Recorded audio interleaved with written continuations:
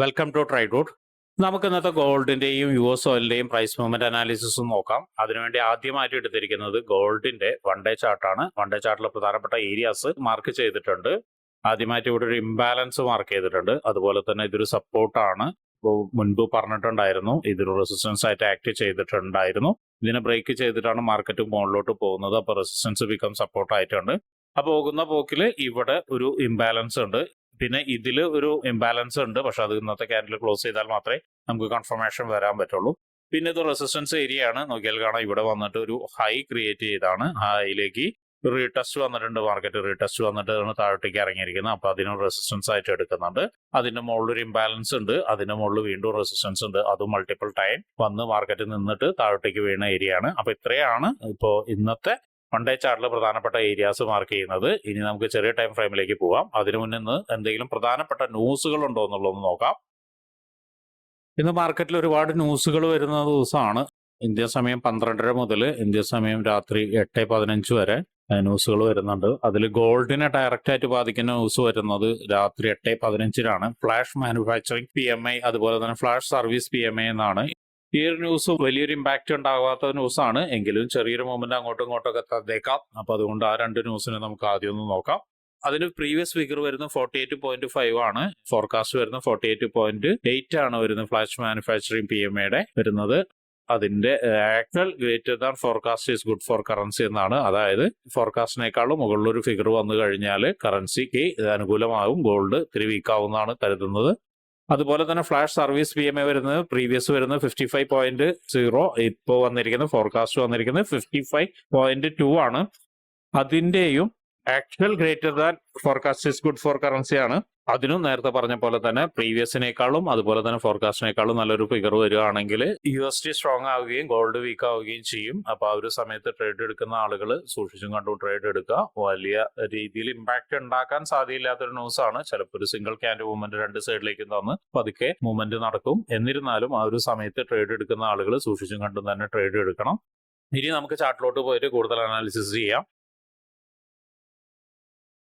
ഫോർവേഡിലേക്ക് പോകുന്ന സമയത്ത് ഫോർവേഡിൽ ഇപ്പോൾ മാർക്കറ്റ് നിൽക്കുന്നത് ഈ ഒരു ഏരിയ നമ്മൾ നേരത്തെ പറഞ്ഞിരുന്നു, റെസിസ്റ്റൻസ് ഏരിയ അല്ലെങ്കിൽ റെസിസ്റ്റൻസ് ആയിട്ട് ലൈൻ വരച്ചിട്ടുണ്ടായിരുന്നു. അതിന്റെ തൊട്ട് മുകളിൽ അത്യാവശ്യം മോശമില്ലാത്ത ഒരു നല്ലൊരു ഏരിയ ഉണ്ട്. ഇത് ഒരു നല്ലൊരു റെസിസ്റ്റൻസ് ആയിട്ട് ആക്ട് ചെയ്യും. അതിന് റെസിസ്റ്റൻസ് ആയിട്ട് വരച്ചിടുന്നുണ്ട്. താഴോട്ടേക്ക് വരുന്ന സമയത്ത് നമ്മൾ ഓൾറെഡി ഇവിടെ ഒരു ഇംബാലൻസ് വരച്ചിട്ടുണ്ട്. അതിന്റെ താഴെ ഒരു സപ്പോർട്ടും വരച്ചിട്ടുണ്ട്. അതും നല്ലൊരു ഇമ്പോർട്ടന്റ് ആയ ഏരിയ ആണ്. അപ്പോൾ ഫോർവേഡിന്റെ രണ്ട് ഇമ്പോർട്ടന്റ് ആയ ഏരിയാസ് എന്ന് പറയുന്നത് ഇവിടെയും അതുപോലെ തന്നെ ഇവിടെയും. അതുപോലെ തന്നെ ഇതിൽ ഒരു ഇംബാലൻസ് ഉണ്ടായിരുന്നു, അത് ഫോർവേഡിൽ വന്നിട്ട് എടുക്കാൻ ബാലൻസ് ഉണ്ട്. അതും ഇമ്പോർട്ടന്റ് ആയ ഏരിയ ആണ്. ഇനി നമുക്ക് 1 അവറിലേക്ക് പോവാം. 1 അവറിലേക്ക് പോയിട്ട് എന്തെങ്കിലും ഇമ്പോർട്ടന്റ് ആയ ഏരിയാസ് ഉണ്ടോ എന്നുള്ളത് നോക്കാം. 1 അവറിലേക്ക് പോകുന്ന സമയത്ത് മാർക്കറ്റ് വളരെ സ്ട്രോങ് ആയിട്ട് മുകളിലോട്ട് ഇങ്ങനെ പോയിക്കൊണ്ടിരിക്കുകയാണ്. നോക്കിയാൽ കാണാം മാർക്കറ്റ് നല്ല സ്ട്രോങ് ആയിട്ട് പോയിക്കൊണ്ടിരിക്കുകയാണ്. അത്യാവശ്യം അവസാനമായി ക്രിയേറ്റ് ചെയ്തിരിക്കുന്ന ഒരു ഏരിയ എന്ന് പറയുന്നത് ഇതാണ്, ഈ ഒരു ഏരിയ. അപ്പം നല്ല രീതിയിൽ ഒരു സപ്പോർട്ടായിട്ട് ആക്ട് ചെയ്യും. അപ്പോൾ ഇതിനെ ഒരു സപ്പോർട്ടായിട്ട് മാർക്ക് ചെയ്യുന്നുണ്ട്.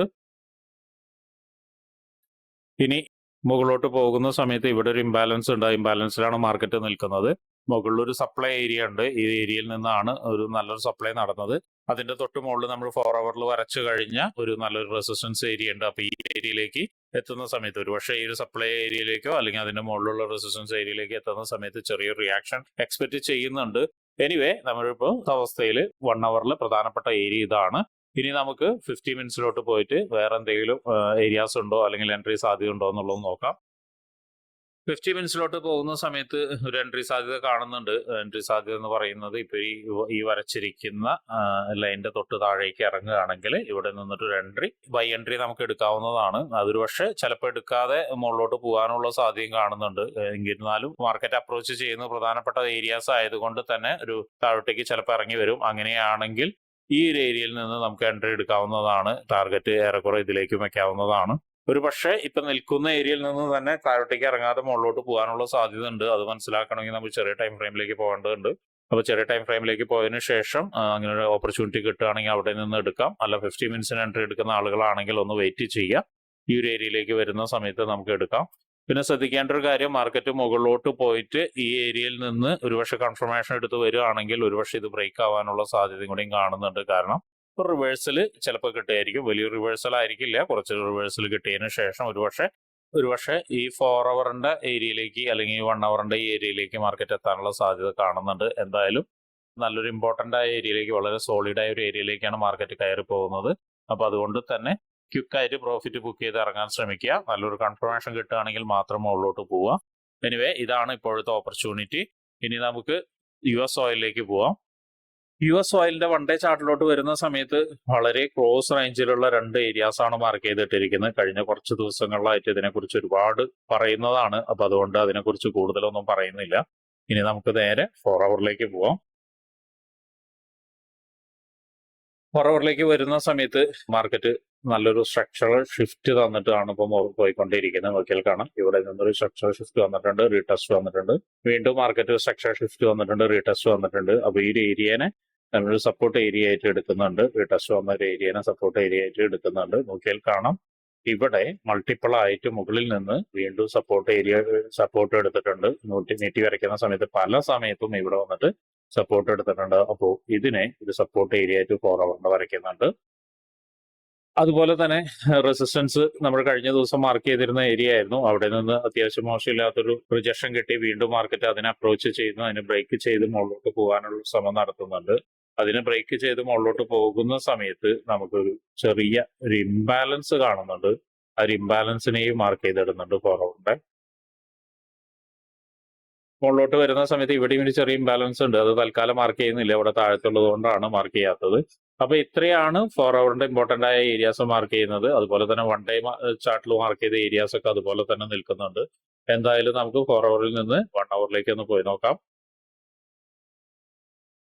1 അവറിലേക്ക് പോകുന്ന സമയത്ത് മാർക്കറ്റ് നേരത്തെ പറഞ്ഞ പോലെ അപ്രോച്ച് ചെയ്തിരിക്കുന്ന ഏരിയ എന്ന് പറഞ്ഞാൽ അത്യാവശ്യം ഇമ്പോർട്ടന്റ് ആയ ഒരു ഏരിയ ആണ്. നല്ല രീതിയിൽ താഴോട്ടേക്ക് ഇറങ്ങി സപ്പോർട്ട് എടുത്ത് വീണ്ടും ഒരു ഇവിടെ ബ്രേക്ക് തന്ന്, ഒരു മൈനർ ബ്രേക്ക് തന്നു. മൈനർ എന്ന് പറഞ്ഞാൽ ഇന്റേണൽ ബ്രേക്ക് തന്നു, അതിനെ സപ്പോർട്ട് എടുത്ത് വീണ്ടും നല്ലൊരു ക്യാൻഡിലോട് കൂടിയാണ് വരുന്നത്. എന്നിരുന്നാലും മാർക്കറ്റ് ഒന്ന് മുകളിലേക്ക് കയറി ഒന്നുകൂടി താഴോട്ടേക്ക് വരാനുള്ള സാധ്യത കാണുന്നുണ്ട്.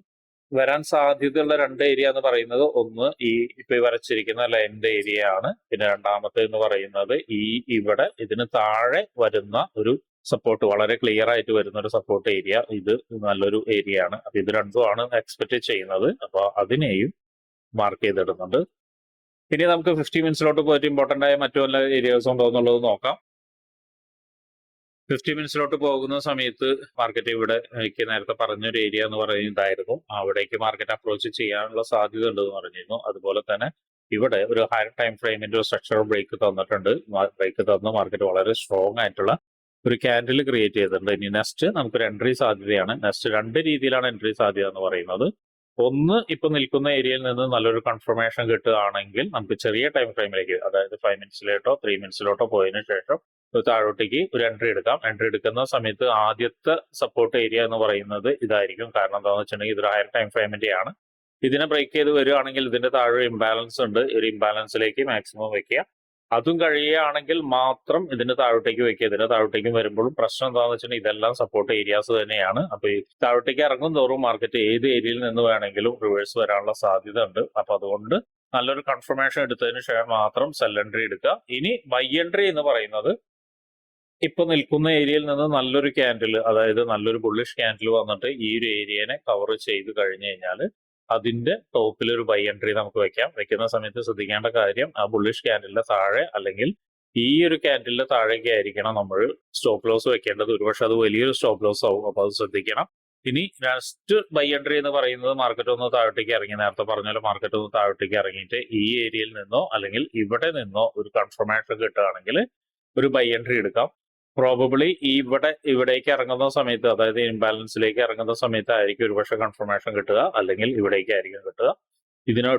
ഇതിലേക്ക് താഴോട്ട് വരികയാണെങ്കിൽ മാർക്കറ്റ് ഒരു സെല്ലിംഗ് പ്രഷർ ഉണ്ടെന്ന് വിചാരിക്കുക. അങ്ങനെ ആ സെല്ലിംഗ് പ്രഷർ നല്ലൊരു ക്യാൻഡിലോട് കൂടിയാണ് ക്ലോസ് ചെയ്യുന്നുണ്ടെങ്കിൽ ആ സെല്ലിംഗ് പ്രഷർ ഏറെക്കുറെ ഇവിടം വരെ വരാനുള്ള സാധ്യത ഉണ്ട്. അപ്പൊ ഇവിടെ വരുന്ന സമയത്ത് വീണ്ടും ഒരു കൺഫർമേഷൻ എടുത്തു കഴിഞ്ഞാൽ ഒരു ബൈ എൻട്രി കിട്ടും. അങ്ങനെ ഒരു ബൈ എൻട്രി വെക്കുകയാണെങ്കിൽ ഇവിടെ ആയിരിക്കും നിങ്ങളുടെ ഒരു വലിയ റെസിസ്റ്റൻസ് ക്രിയേറ്റ് ചെയ്യുക. നോക്കിയാൽ കാണാം, മൾട്ടിപ്പിൾ ടൈം മാർക്കറ്റ് ഇവിടെ വന്നിട്ട് ഹിറ്റ് ചെയ്തിട്ടുണ്ട്. അപ്പോൾ ഇവിടെ ആയിരിക്കും വലിയ റെസിസ്റ്റൻസ് ക്രിയേറ്റ് ചെയ്യുക. അപ്പോൾ ടാർഗറ്റ് ഇവിടേക്കൊക്കെ ആയിരിക്കും വെക്കേണ്ടി വരിക.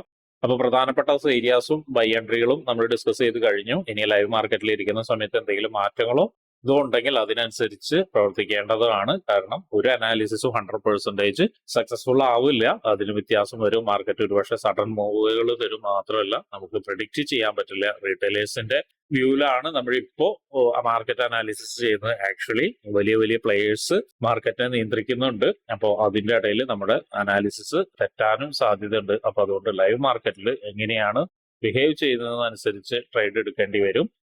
ഇനി ട്രേഡ് എടുക്കുന്ന ആളുകളോട് പതിവ് പോലെ പറയുന്നത് പോലെ തന്നെ കയ്യിലിരിക്കുന്ന ക്യാപിറ്റൽ പ്രൊട്ടക്ട് ചെയ്ത് ട്രേഡ് ചെയ്യാൻ ശ്രമിക്കുക. അതുപോലെ തന്നെ അനാവശ്യ ട്രേഡുകൾ ഒഴിവാക്കുക. വലിയ വലിയ ലോഡ് സൈസിലുള്ള ട്രേഡുകൾ ഒഴിവാക്കുക. മാത്രമല്ല റിസ്ക് മാനേജ്മെന്റും മണി മാനേജ്മെന്റും കൃത്യമായിട്ട് പാലിക്കുക. അപ്പൊ ഇങ്ങനെയുള്ള കാര്യങ്ങളൊക്കെ നിങ്ങൾക്ക് ഫ്രീ ആയിട്ട് പഠിക്കാൻ താല്പര്യമുണ്ടെങ്കിൽ ട്രേഡ് റൂട്ടുമായിട്ട് ബന്ധപ്പെടാം. ട്രേഡ് റൂട്ടുമായിട്ട് ബന്ധപ്പെടാനുള്ള വാട്സപ്പ് കമ്മ്യൂണിറ്റിയുടെ ലിങ്ക് ഈ വീഡിയോയുടെ ഡിസ്ക്രിപ്ഷനിൽ കൊടുത്തിട്ടുണ്ട്. അപ്പൊ എല്ലാവർക്കും നല്ലൊരു പ്രോഫിറ്റബിൾ ഡേ ആവട്ടെ എന്ന് ആശംസിക്കുന്നു.